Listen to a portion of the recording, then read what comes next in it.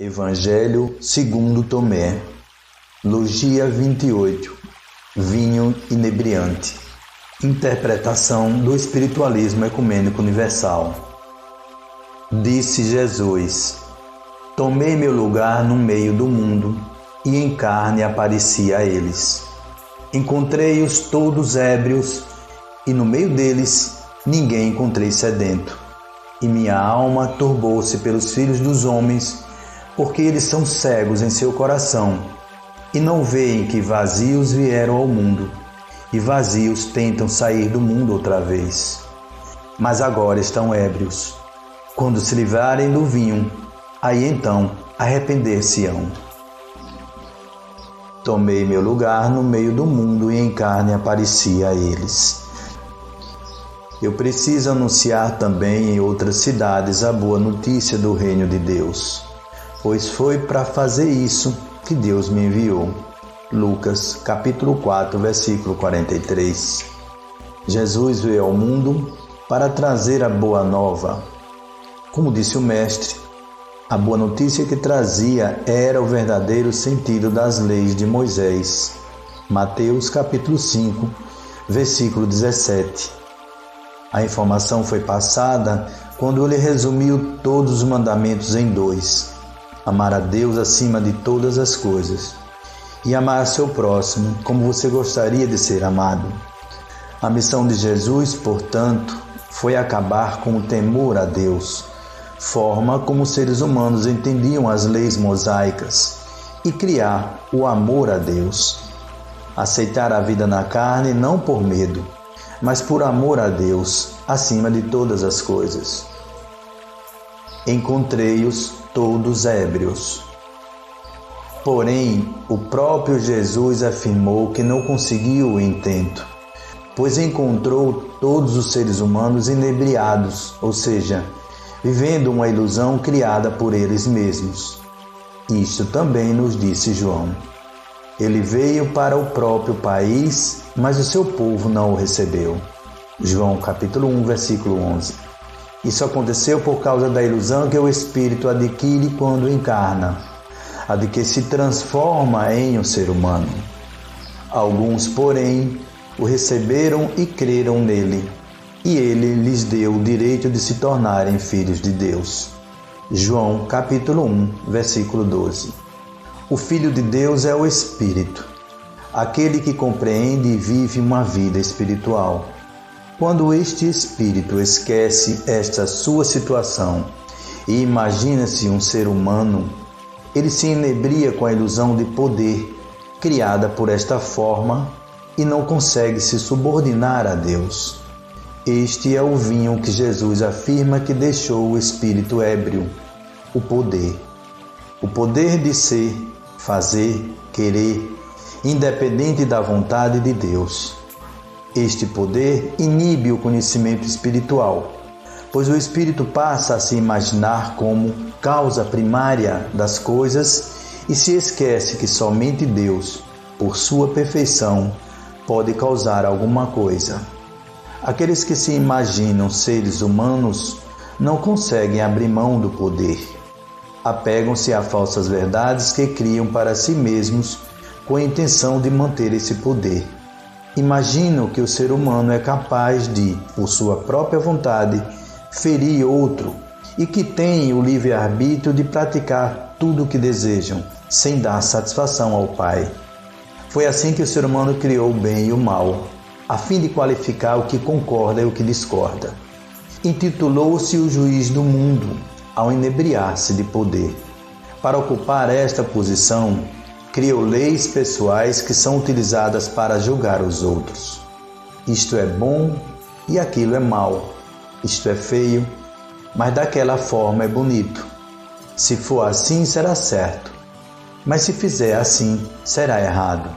Os parâmetros destas leis, entretanto, variam de pessoa para pessoa, e cada um tem o seu limite para separar o bem do mal, o feio do bonito e o certo do errado.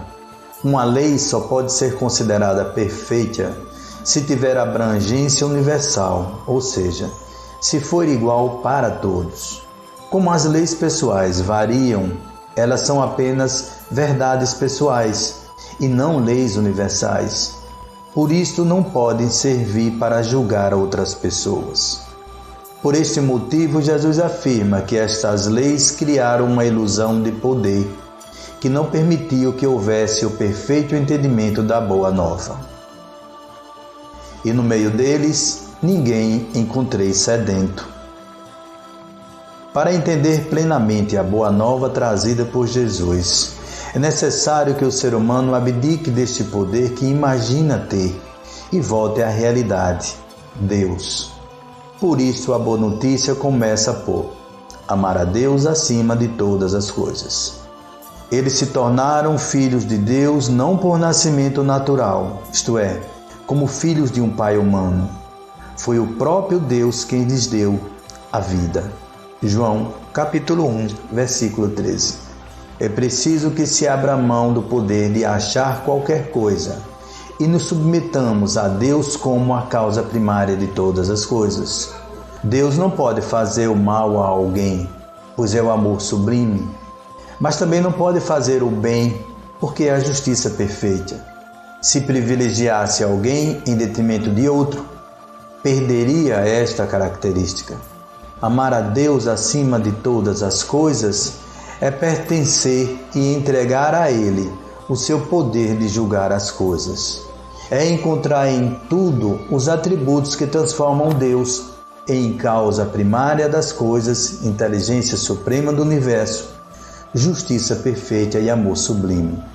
Quem entrega seu poder de julgamento das coisas a Deus, vê sempre a perfeição do ato que está acontecendo. Pois uma inteligência suprema não comete falhas, encontra sempre a justiça do acontecimento, pois a justiça perfeita seria incapaz de privilegiar alguém e só encontra felicidade com o sucedido, pois sabe que foi comandado por um amor sublime, muito acima de sua compreensão. Quem se entrega a Deus está sedento pelas atitudes dele em sua vida. Enquanto o ser humano permanecer inebriado com o poder de julgar os acontecimentos, não terá sede de achar a Deus e não entenderá que suas atitudes não condizem com a lei dele, pois não seguem as verdades universais. E minha alma turbou-se pelos filhos dos homens, porque eles são cegos em seu coração e não veem que vazios vieram ao mundo. E vazios tentam sair do mundo outra vez. Quando o Espírito encarna, vem com a intenção de provar a Deus que aprendeu o seu mandamento, praticando provas, cumprindo missões e passando por penas. Ele vem vazio de lembrança espiritual para que possa comprovar que interiorizou o amor universal, os mandamentos de Deus. É com a prática da lei de Deus que o Espírito recebe mais amor universal. Entretanto, quando fica ébrio, ele busca cada vez mais vinho que mantém a sua ilusão e cada vez mais ele se especializa em criar leis para reger o comportamento dos outros. Criar leis de sociedade, moral, ética, limpeza, arrumação, estética, para poder inebriar-se cada vez mais no poder de julgar e condenar os outros. Define o que é certo ou errado, bom ou mal, feio ou bonito, dentro de padrões próprios para poder viver a ilusão provocada pelo vinho. Estes espíritos retornarão à pátria espiritual sem acrescentar nada ao amor universal, pois não conseguiram provar a Deus a sua submissão aos seus mandamentos, como ensinou Jesus na parábola dos 3 empregados. Quando chegar a hora da prestação de contas, aquele que muito tiver receberá mais, mas aquele que pouco tiver, até este pouco lhe será tirado. Mas agora estão ébrios. Quando se livrarem do vinho, aí então arrepender-se-ão. Este é o consolo de Jesus. Ele sabe que todo espírito um dia evoluirá. Não importa o grau de envolvimento alcançado pelo poder, todo espírito um dia amará a Deus acima de todas as coisas.